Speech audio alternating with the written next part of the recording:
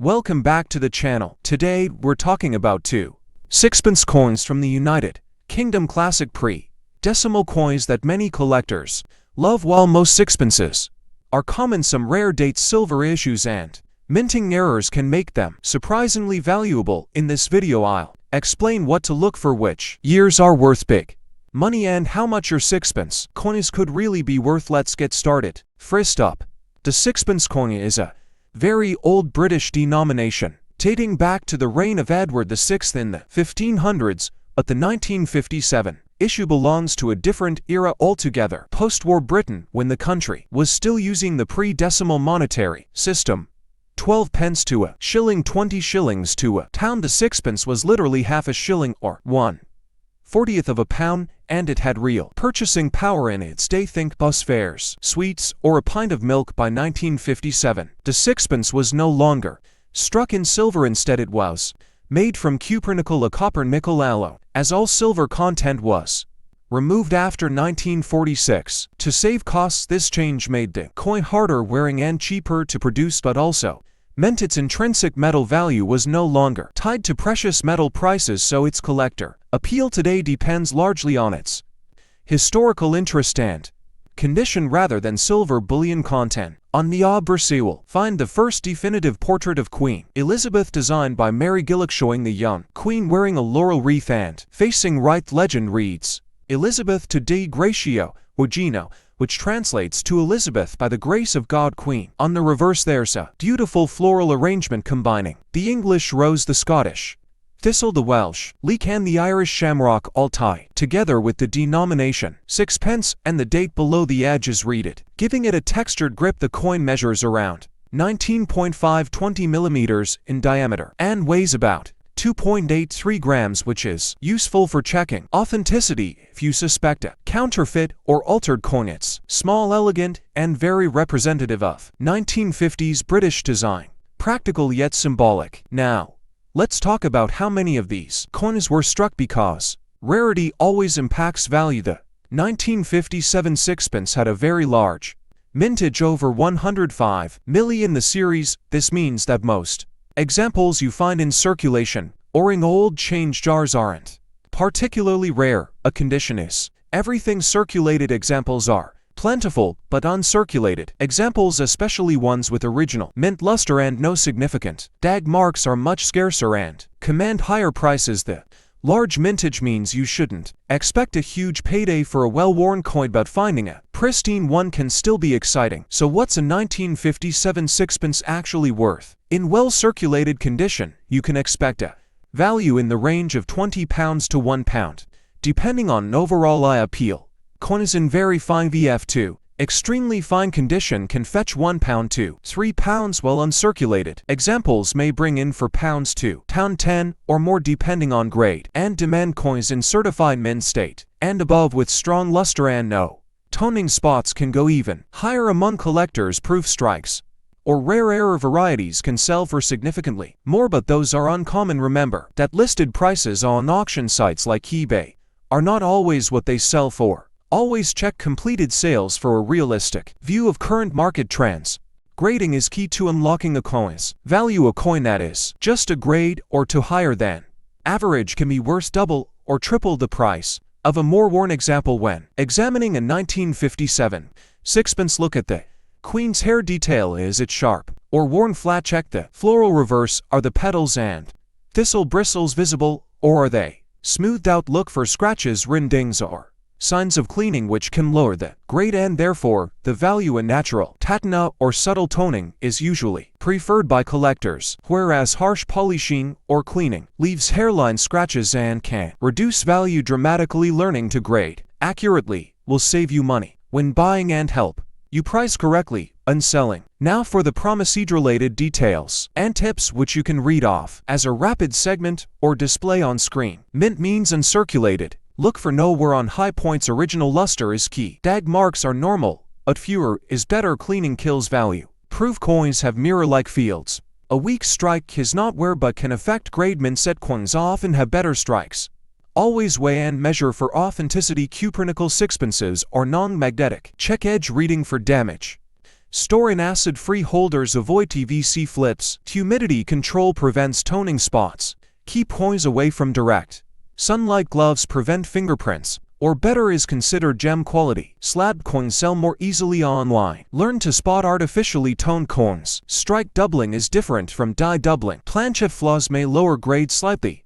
Can be collectible. Look like multiples to compare quality. Proof-like surfaces are rare for this year. Don't pay MS prices for coins. Reputable grading services at liquidate. Document purchase dates and prices. Photograph coins before storage. Don't dip unless you know what you're doing. Market demand fluctuates. Be patient. Always buy the best you can afford, even for common dates. For collectors, the 1957 Sixpence is an excellent entry-level coin because of its affordability. You can focus on building a set of high-grade examples without breaking the bank. You might try putting together a short date run from 1953 to 1970, which shows the transition to decimalization. Another fun project is comparing different levels of wear side by side. Pour go uncirculated as a self-teaching grading tool. If you're a more advanced collector, hunt for coins with full detail and great eye appeal, even unusual toning patterns. For resellers, bulk lots of sixpences are often available at coin fairs. You can cherry-pick the best coins and resell them individually. If you want to sell your coin, presentation is everything. Good clear photos of both sides and maybe even a video under proper lighting can make your listing stand out. Mention weight, diameter, and any flaws. If you think your coin is or higher, consider third-party grading. This gives buyers confidence and can push the price up when pricing. Check sold items on eBay or coin auction archives. Be realistic. A common date sixpence will not make you rich, but if you have a beautiful mint state piece, it's worth marketing properly. So that's the full story of the 1957 Sixpence, from history and design to mintage value, grading, and to make you a smarter collector. Even though it's a common coin, it's a charming piece of British history and a great teaching tool for new numismatists. If you enjoyed this breakdown, don't forget to like this video, subscribe to the channel, and drop a comment letting me know which coin you'd like me to cover next. Maybe we'll explore other Elizabeth II pre-decimal coins or even some rare errors. Next up, the sixpence has been part of British coinage for hundreds of years, dating back to the Tudor era, but the 1964 sixpence belongs to the final generation of coins used before decimalization in 1971. This was during the reign of Queen Elizabeth, and by 1960 for the British public was used to the idea that sixpences were no longer silver. That change happened after 1947, when the silver content was fully replaced with cupronickel due to the rising cost of precious metals. This was a period of transition for British currency tradition meeting modernity, with coins being struck in huge numbers for a population that was seeing economic growth and expansion. The sixpence was still a very popular coin for everyday transactions, often used for small purchases or saved for good luck charms. In fact, the lucky sixpence tradition in wedding shoes was alive and well. Let's take a close look at the coin itself. On the obverse, the head side, we see the famous portrait of Queen Elizabeth, a youthful lady facing right, surrounded by the Latin inscription, Elizabeth to Dei Gratio, Ogino, which translates to Elizabeth by the grace of God, Queen. This is known as the first portrait of the Queen, and it's one of the most recognizable images from early Elizabethan coinage. The reverse, the ale side, features a beautiful floral design with a Tudor rose at the center, flanked by thistle, a shamrock, and a leek representing the four nations of the United Kingdom. The inscription reads, Fid Def Sixpence 1964, meaning Defender of the Faith. Sixpence 1964. The edge of the coin is milled, giving it a ridged texture that helps prevent counterfeiting and makes it easy to identify by touch. The 1964 sixpence is made of cupronickel, which is 75% copper and 25% nickel, giving it a silvery appearance but with none of the tarnish or soft feel of actual silver. The coin weighs about 2.83 grams and has a diameter of 20 millimeters, small but very distinctive in hand. Its thickness is just over 1 millimeter and its reeded edge makes it unmistakable. These specifications were standard across all sixpences minted from 1947 to 1970, which means they are consistent and easy to authenticate. When you examine the coin in mint state, you'll see that the strike is very sharp with crisp details on the floral elements and a nice cartwheel luster effect as you tilt it under light. Now let's talk about how many were made. In 1960 for the Royal Mint struck over 150 to million sixpences, making it one of the most common dates of this type. That means most of these coins aren't rare and circulated condition. However, condition is everything in numismatics. Finding coins that are truly uncirculated, nowhere full luster, no scratches can still be challenging. Many coins from 1960 first survived in pocket change until decimalization, then were withdrawn and melted down, but a good number were saved as keepsakes. If you find a coin straight from a 1960 from mint set or from a hoard that was stored carefully, that's where you'll see real collector premiums. So how much is a 1960 for sixpence worth? In circulated condition, these coins often sell for just a few pence up to maybe £1, depending on how much detail is left. In extremely fine EF condition, you might see them go for £1 to £2.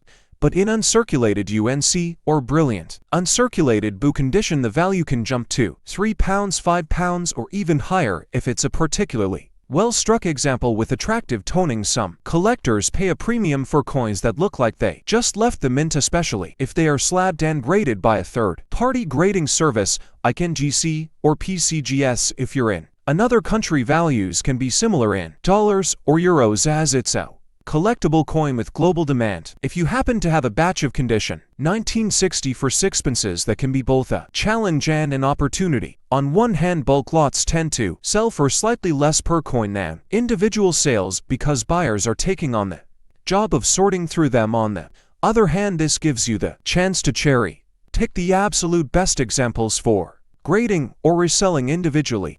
Look for coins with full luster, no contact marks on the queen's cheek or in the fields, and no spots or discoloration. Having coins could be a perfect starting point for trading with other collectors or even creating small coin sets for resale. If you're looking to buy or sell, here are some tips. Always check the coin under good lighting, preferably using a magnifier. Look for original surfaces rather than polished ones. Cleaning a coin can actually reduce its value significantly. Store your coins in a cool, dry place, ideally in acid-free holders or capsules to preserve their condition. If you have multiple coins, avoid stacking them directly on top of each other to prevent scratches. And if you want to invest in coins for the long term, consider having your best example professionally graded. Certified coins are easier to sell and often fetch higher price.